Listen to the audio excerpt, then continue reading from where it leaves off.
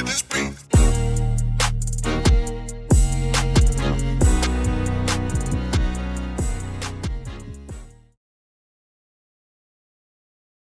Welcome to another episode of Gamecocks Talk with Captain Will. I am your man, Captain Will. Yo, make sure you like, make sure you share, make sure you subscribe to Gamecocks Talk with Captain Will.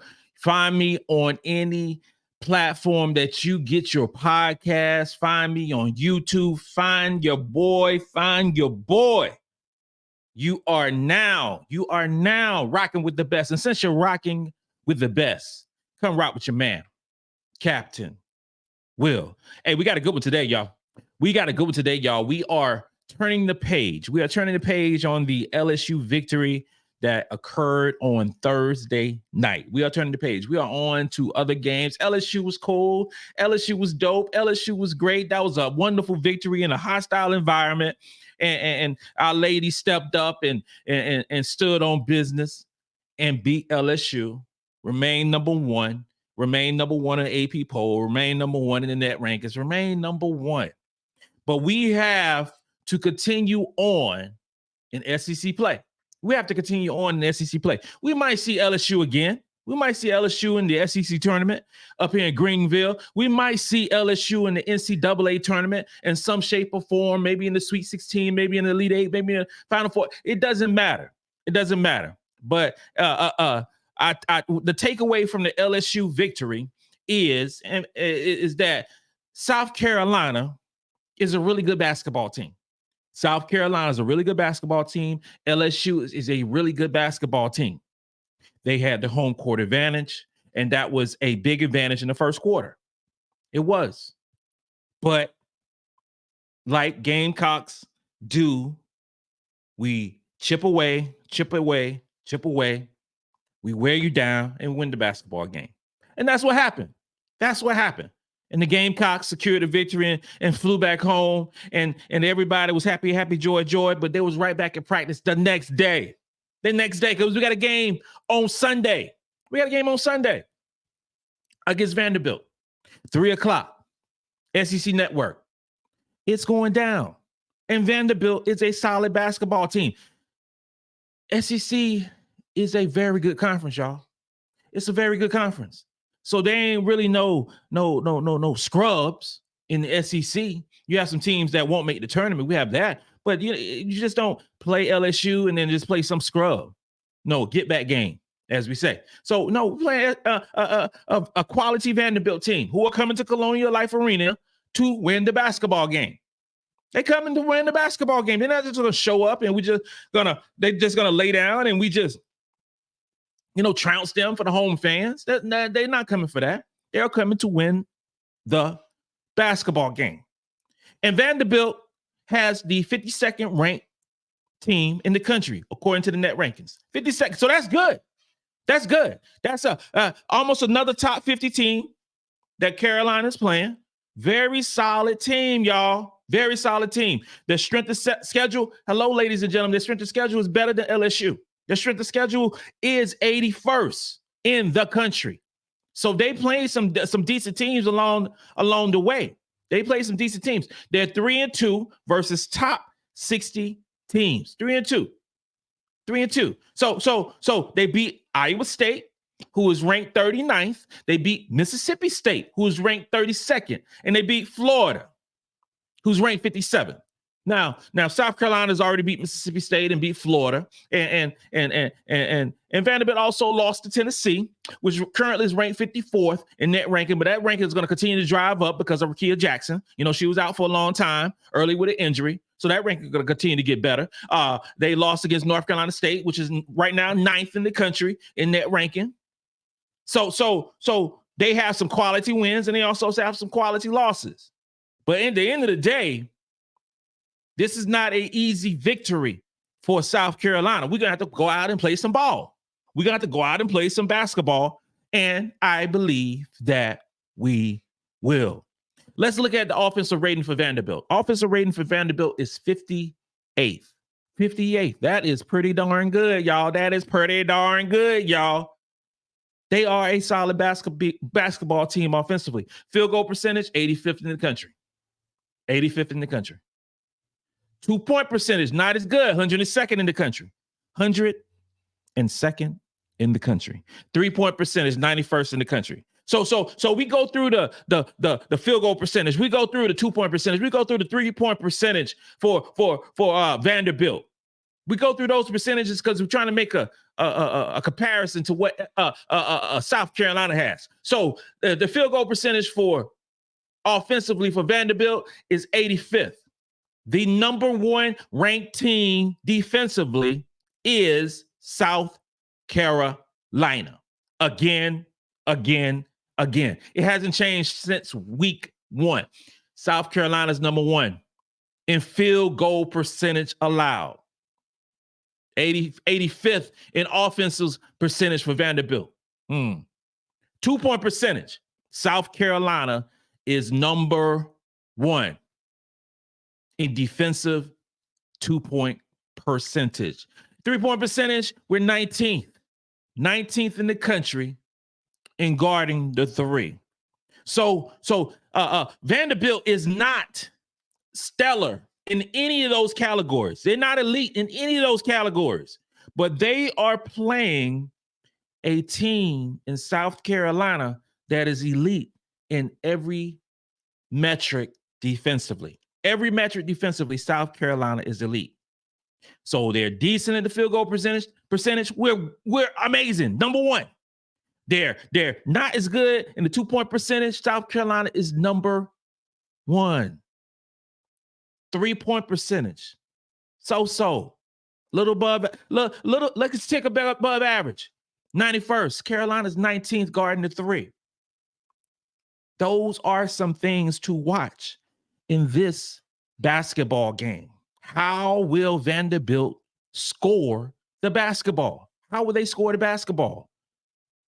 How do they get over the size that South Carolina possessed with Kamilla Cardoso, with Ashlyn Watkins, with Sanaya Fagan, Chloe Kitts? How do they deal with that size? I mean, they start they start a 6'2" forward who's pretty good. They start a 6'4" guard who legitimately is their 3-point gunner. That's what she does. But how are they going to stop how are they going to, when it gets to a half-court game, how are they going to score the basketball? It's something to watch. Assists per game, they're solid. They're solid because they got Jordan Cambridge. They find a way to get assists. So in assists per game, they're 46 in the country. 46 in the country is pretty good. That's good. 46 in the country. Fewest turnovers a game. They don't turn the ball over a whole. Well, you know what? Let me scratch that. They're ranked 83rd. So that's pretty good. But when we dive deep into the stats of the players who play the bulk of the minutes, I think they're more turnover prone than the stats actually say. Especially in SEC play. Assist to turnover ratio, 45th in the country. That is very solid as well. Let's see how their defense matches up with our offense. Ladies and gentlemen, we have the number 1 team. And I don't like to look at like average points scored or average points that are given up. I don't like to look at those metrics. I don't care. I don't care about those metrics because I take into account all the teams that you played and just jumbles up a number and spits it out and you get that number. I don't care about that number. The number that I care about is the net rating, the defensive rating, the offensive rating. Well, South Carolina's number 1 in defense, so that's not a surprise. That's cool. That's great. That's Carolina basketball. Been that way for 7-8 years, right? But what has not been there all the time is South Carolina is number 1 in offense. Number 1 in offense. And I'm not talking about an average point score, but I can just say I don't care about that. We are number 1 in offensive rating. So you have the number 1 team in the country, number 1 in net ranking, number 1 in AP poll, for whatever that's worth, number 1 in offensive rating, and number 1 in defensive rating. Please tell me the last team that was number 1 in defense and number 1 in offense. My wife and I went to a Charlotte Hornets game last night. And I used to be the the biggest NBA fan. Used to be the biggest NBA fan. Michael Jordan was my go-to player. He was my favorite player, always will be my favorite player of all time, forever life, right? But NBA has changed over years, and you rock with me, you know that I talk about this. NBA has changed.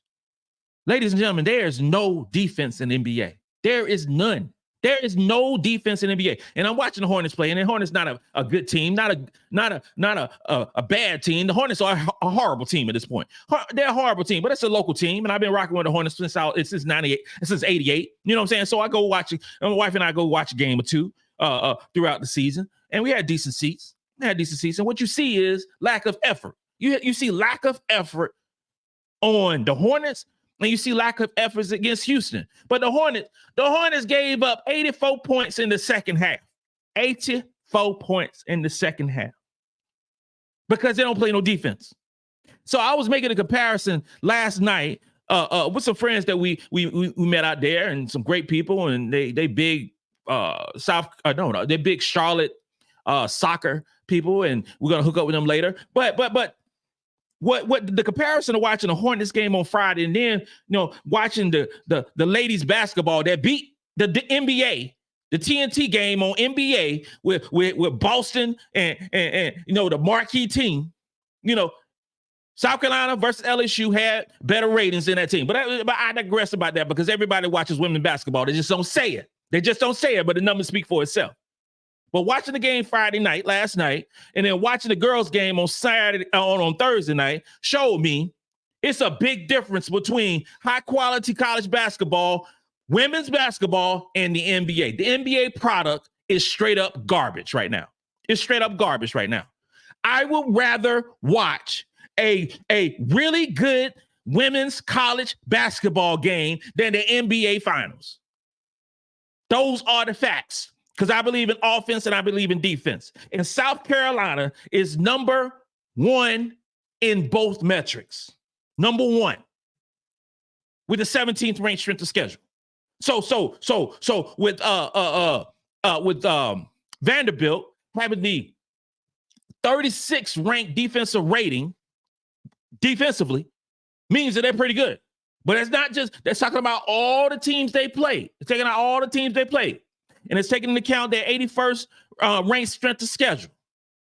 Well, South Carolina is the number one offense, and it's also taking into account our 17th strength of schedule. So since our strength of schedule is better by a mile, it tells me that we are better offensively than they are defensively.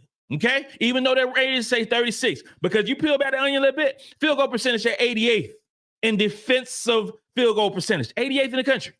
South Carolina is number one in offensive field goal percentage. Number one. And 2-point percentage. 2-point percentage. This is a key metric to watching this basketball game. Vanderbilt is 191st in 2-point percentage defense. South Carolina is 13th in the country. 13th in the country. That you could say points in the paint. You could say easy baskets. You could say our 3-point shooting. You could say all these things, mid-range. You could say all these things. At the end of the day, we are 13th in 2-point percentage. And Vanderbilt is 191st defensively guarding 2 points. 3-point percentage. 3-point percentage. South Carolina, number one. Number one in 3-point percentage still. This thing just continues to go on. Number one in the country. Number one. And then guarding the three, because Vanderbilt is very athletic. We will watch that. You will see that in the game tomorrow. Vanderbilt is very athletic. They guard the three pretty good. They're 47th in the country. But at the end of the day, we're number one. And we have Te-Hina Paopao. We have Bree Hall. We have Raven Johnson. We have Tessa Johnson. We have Malaysia Fulwiler. We have so many different weapons at the three. We have so many different weapons in the paint with Kamilla and Chloe and Ashlyn and so many people can get baskets in the paint. Those are the reasons why our percentage is so high. So high. And those also are key factors to watch in this basketball game, because Vanderbilt have a tough time defending 2-point baskets. They have a tough time. They're 191st for a reason. That just ain't going to change overnight. They're not going to go to the lab with a pen and a pad and figure out the masterpiece, the master plan to defend South Carolina and stop us from making all these 2-point baskets. It's not going to happen, ladies and gentlemen. It's not going to happen. But I will say this right here. Vanderbilt is 13th in steals, 13th in the country in steals. They are very good still in the basketball. They have quick guards. They steal the basketball. So we got to take care of the basketball, but we're not like terrible in turnovers either. I think we are. We could definitely get better. I mean, currently we're 76 in the country in turnovers. So we can get better with that, averaging about 14 turnovers a basketball game. But we got to take care of the ball. But when you start 2-point guards in Raven and in Te-Hina, they take care of the basketball. I'm not too worried about that.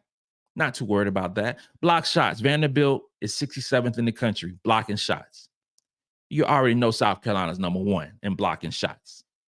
So what Vanderbilt does pretty well, we are so much better defending that or comparing that, or however you want to say it. They're good, we're great.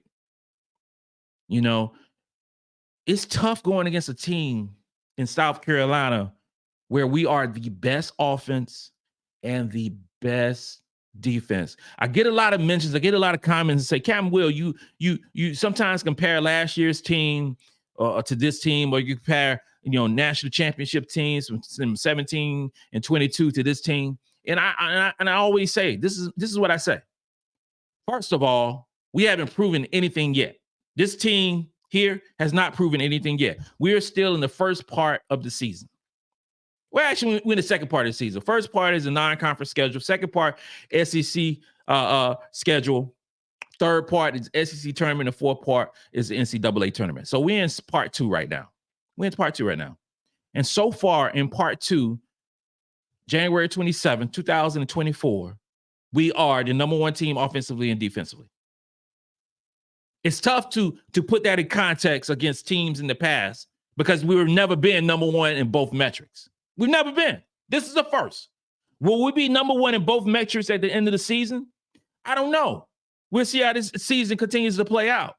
But right now, we are number 1 in both, and that ain't never happened. That didn't happen in the 2017 team. That didn't happen in the 2022 team. That didn't happen to the team last year that almost went undefeated, where we were number 1 in both offensive rating and defensive rating. That ain't never happened.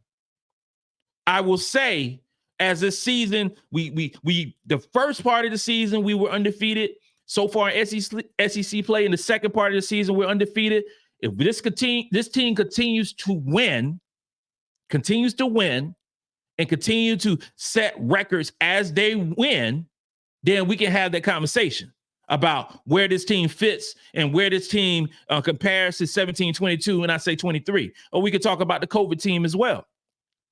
But there is no denying that this basketball team, 2023, 2024, is the most talented team that South Carolina has ever had from top to bottom.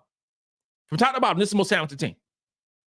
Now, we had some great teams in the past, and we will continue, and we will have some great teams in the future. But as of right now, on today, this is the most talented basketball team we've ever had. This is the most talented team. And we can add the 3-point metric to this team, because you have to. You have to in this era of basketball. You got to be able to shoot the 3 ball. Well, in past teams, we couldn't shoot the 3. South Carolina's number 1 in shooting the 3. The best that Carolina had shooting the 3, well, I want to say it was like 119. Last year was 170 something. Are we as good defensively last year? We don't have a stopper in Aaliyah Boston. We don't have a stopper in Bree Bill, but we are number one defensively. So that's something, right? That's something.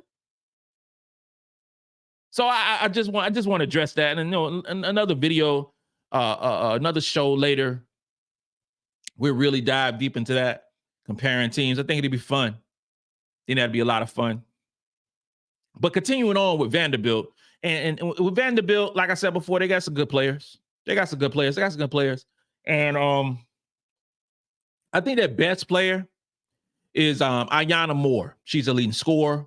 She's 5'8", junior guard, averaging. So this is also something to watch. Their starters play a whole bunch of minutes, y'all. And this is just in SEC play. This is all I'm concerned with. If you watch Captain Will, you rock with Captain Will, you know that I'm only concerned about SEC play. I don't care about non-conference play, because when you're doing metrics with non-conference play, you're factoring in all the teams that you play, and some of those teams aren't very good. But it goes into the formula of net rating, and it goes into the formula of average points scored and margin of victory and all those cool things. But I don't care about how we did against Mississippi Valley State. I don't care how we did against Clemson. That don't matter to me. What matters to me is SEC play. So what matters to me with Vanderbilt is analyzing their SEC play. They play 6 games. And you know what?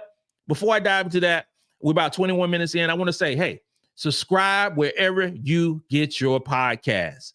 Apple Podcasts, iHeartRadio, whoever you get your podcast, make sure you subscribe so you can watch it. No, excuse me. You can hear it. On your car. You can hear it at work when you're supposed to be working, but you actually listen to Captain Will. You can hear it wherever you are, no matter where you are. The flights, no matter where you are. If you're at a Hornets game and the game is garbage, you can listen to Captain Will. And also subscribe, like the YouTube page. I really do appreciate. Shout out to all the members. Right now we have 8 members, 1 gold. Appreciate you, brother. 1 gold, 5 bronze, and 2 silver. If you are interested in becoming a member of Captain Will's family, just go to my YouTube channel, hit that membership tab, and give you all the information. You'll get some cool chat stuff. You get a t-shirt, you get some cool stuff. Okay, so make sure you do that. And let's go back to talking about Vanderbilt's players. And like I said, Iyana Moore is the best player in my opinion, but she averages 39 minutes of play in conference. That is straight up crazy. 39 minutes of conference play. I'm like, come on. She's averaging 20 points a game. She's averaging 3 rebounds, 3 assists, 2 steals, 3 turnovers, shooting 55% from the field and 42% for 3. So offensively, she's putting in work, but she's putting in 39 minutes of play. She cannot play 39 minutes against South Carolina. LSU tried to do that. And LSU is a much better team than Vanderbilt. You can't play that many minutes against South Carolina. You're going to get in foul trouble. You're going to get tired. Your tongue going to be wagging out. You're going to be needing some massages. You're going to need some Gatorade. You're going to need some, whatever it is, because you're going to start cramping up. Iyana Moore is not playing 39 minutes of basketball against us. That ain't going to happen, y'all. So she's going to have to get up breaks because she's going to have to run with us tomorrow. Okay? 39 minutes of play. That's a lot. That's a lot of basketball. But she ain't the only one. Jordyn Camridge, her sister Jelani Camridge. Camridge's sister's a dope. Jordyn Camridge, 5'9", senior guard, averaging 33 minutes a game. 12 points, 5 rebounds, 4 assists, 3 steals, 4 turnovers. Remember I said that some of their players turn over the ball a lot with Cambridge. She's playing 33 minutes a game. She's getting 4 assists, but she's also getting 4 turnovers. That ain't a good assist to turnover ratio. It's not. She's shooting 36% from the field and 28% from 3. So you got Cambridge, who is averaging 4 turnovers. You got Moore, who's averaging 3 assists, 3 turnovers. Again, 1-to-1 assist to turnover ratio. That ain't good. That ain't good. Could it be because they playing so many minutes and they start getting tired, so they get sloppy with the ball? We will see tomorrow night or tomorrow afternoon, because the game is at 3 p.m. But I mean, come on, that's a lot of minutes, y'all. That is a lot of minutes. And then, but she ain't it. That ain't it.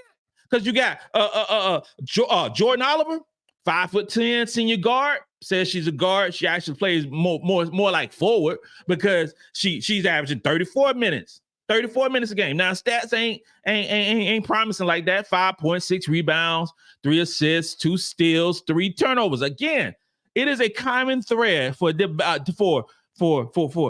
Vanderbilt Commodores. I like that, Commodores, like the old 70s group, Commodores. And they have a 1-to-1 assist to turnover rate. It has to be. It has to be, because they play so many minutes. It has to be. I don't see another way. I'm telling you, so many minutes, and it just I don't see it, man. You're not going to beat a quality team by playing so many minutes against Dutch team who don't play a whole lot of minutes. So with Carolina, the number 1 team, and they highest minutes is what, 27? 27 minutes a game, because we play so many players and all the players are good. All the players are good. When you have 9 5-star recruits and all of them play, that's a problem for the team. It was a problem for LSU. It's going to be a problem for Vanderbilt. They're going to get tired. And when they get tired, they're going to play sloppy. They're going to play sloppy. Sacha Washington, this is the quote unquote big that they have. 6'2", junior forward. She's averaging 29 minutes a game, 8 points, 5 rebounds, 2 blocks, 38% for the field. Solid player, but the size that we have is going to do so much damage in the paint. When your big is 6'2", and she has to deal with another 6'2" and Chloe Kiss, but she also got to deal with 6'3" and Ashlyn Watkins, who can jump out the gym. She had to deal with Sanaya Fagan, who's 6'3". She has to deal with Kamilla Cardoso at 6'7". Eventually, she's going to deal with old Sakima Walker at 6'5". Can you imagine if Adele Tack was playing and was 6'6"? Can you imagine that? And no. They just too small. And I talked to you about the guard, the 6'4" guard, the 6'4" guard, Jusine Pissott, 6'4" guard, who is their 3-point shooter. That's all she do. 6'4" guard, sophomore, 25 minutes a game, 7 points, 4 rebounds, 2 turnovers, 37% field goal, and 32% for the 3. I said she's their 3-point specialist, but it ain't good. 32%. No, that ain't good. Especially trying to compare it to the number 1 shooting team in the country in South Carolina, that ain't good. I don't see a scenario where Vanderbilt can compete with South Carolina. I don't see the scenario. We are playing at home. We are back in the confines of the Colonial Life Arena, and I just see the Gamecocks playing so well. I think we're going to dominate this basketball game. We dominate games at home. That's what we do. I think Vanderbilt will have a tough, difficult time scoring the basketball against the number 1 ranked defense in the country. I think they are going to have a difficult time. 102nd in offensive field goal percentage, going against the number 1 ranked team in defensive field goal percentage. Ladies and gentlemen, boys and girls, that is difficult. That is a tough task. That is a task that Vanderbilt will not be able to overcome. It won't be. The same thing with the 3-point percentage. Same thing in the 3-point percentage. Okay, they're 91st. They're 91st shooting the 3. South Carolina is 19th defending the 3. That's not going to pan well. That's not going to pan well for them offensively. I just think they're going to have a tough time. scoring the basketball. I do. I think they're gonna have a tough time stopping us from scoring. I have to acknowledge that. I think they're just gonna have a tough time scoring the basketball and preventing us from scoring the basketball. It's just that when you're 191st defending 2-point baskets, 2-point percentage, they're 191st, and they are going against the number one team in the land in offensive 2-point percentage. That just means that we're gonna eat all day. All day. It is a Golden Corral Sunday afternoon dinner. That's what's going down. When I was a kid, my mom and dad used to take me and my brother and my sister to this joint called Mayflower. It's going towards Florence. Is right on the right side of the road, and they had this buffet. When I was younger, the buffet looked huge. When I got older and went back there, I was like, man, the buffet must have shrunk. Because you know everything looks big when you're young, but I went like, man. So this is a Mayflower type. No, it wasn't Mayflower. It was Thunderbird. That's the name of it, Thunderbird. Thunderbird. So it's a Thunderbird in Florence, South Carolina, in Darlington, South Carolina type of day for the 4-hour bigs. It really is. Vanderbilt gonna have a difficult time stopping us. It is. I can't say that enough. They defend the three well. They do that. They defend the three well. But just because you defend the three well, don't mean you're going to defend the three well tomorrow and I say they defend the three well because they play teams that's not as potent as us with the three. Okay? Te-Hina Paopao was 2 for 6 on Thursday shooting the three. You know that Te-Hina going to be lights out at home. You know that. Lights out tomorrow. I expect Te-Hina Paopao to light it up from the 3-point line tomorrow. I do. We got to take care of the basketball. We got to limit the turnovers. We can't give them easy baskets because that would make the game closer. I think that Kamilla Cardoso will have a Kamilla Cardoso type game tomorrow. In SEC play, she's averaging 26 minutes a game.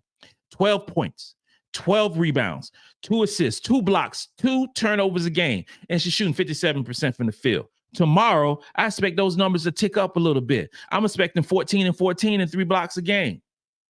Maybe a little more. I really do. I think Chloe will continue her play. The last 2 games, Chloe Kitts has been sensational. The last 2 games at SEC play, sensational. Great play. And I expect her to continue that. Overall in SEC play, she's averaging, look at these numbers. She's averaging 16 minutes a game, 9 points, 5 rebounds, shooting 64% from the field. Those numbers will go up tomorrow. She's going to play more than 16 minutes. She's going to get more than 9 points. She's going to get more than 5 rebounds. Chloe Kitts is finding her groove, and it is so special to watch. So special to watch. But I also think that Ashlyn Watkins, who've had 2 off games, she's had 2 off games, back-to-back games, okay, against LSU and against Texas A&M. But I expect her to ball out tomorrow and get back to the Ashlyn Watkins that we know and love. Even with these 2 off games that she's had in SEC play, out of 6 games, she's averaging 21 minutes, 7.7 rebounds, 3 block shots.